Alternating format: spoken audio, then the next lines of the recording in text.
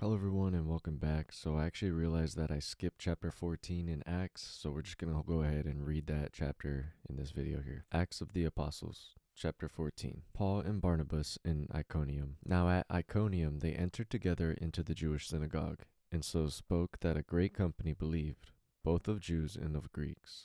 But the unbelieving Jews stirred up the Gentiles and poisoned their minds against the brethren. So they remained for a long time, speaking boldly for the Lord, who bore witness to the word of his grace, granting signs and wonders to be done by their hands.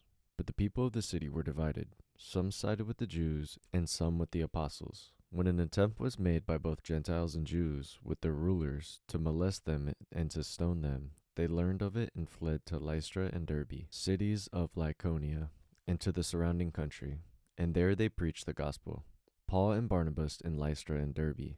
Now at Lystra there was a man sitting who could not use his feet. He was a cripple from birth, who had never walked. He listened to Paul speaking, and Paul looked intently at him, and seeing that he had faith to be made well, said in a loud voice, "Stand upright on your feet."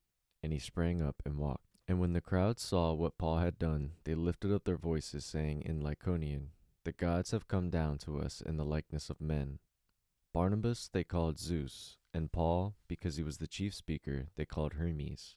And the priest of Zeus, whose temple was in front of the city, brought oxen and garlands to the gates, and wanted to offer sacrifice with the people.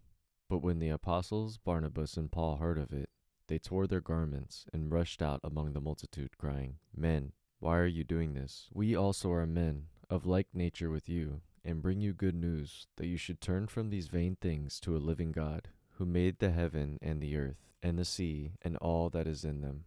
In past generation he allowed all the nations to walk in their own ways, yet he did not leave himself without a witness. For he did good, and gave you from heaven rains and fruitful seasons, satisfying your hearts with food and gladness." With these words they scarcely restrained the people from offering sacrifice to them.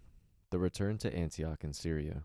But Jews came there from Antioch and Iconium, and having persuaded the people, they stoned Paul and dragged him out of the city, supposing that he was dead. But when the disciples gathered about him, he rose up and entered the city. And on the next day he went on with Barnabas to Derbe. When they had preached the gospel to that city, and had made many disciples, they returned to Lystra, and to Iconium, and to Antioch, strengthening the souls of the disciples, exhorting them to continue in the faith, and saying that through many tribulations we must enter the kingdom of God.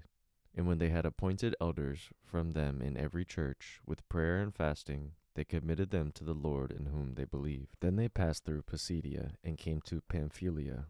And when they had spoken the word in Perga, they went down to Attalia, and from there they sailed to Antioch, where they had been commended to the grace of God for the work which they had fulfilled. And when they arrived, they gathered the church together, and declared all that God had done with them, and how he had opened a door of faith to the Gentiles. And they remained no little time with the disciples. And that concludes this reading. God bless. I'll see y'all tomorrow.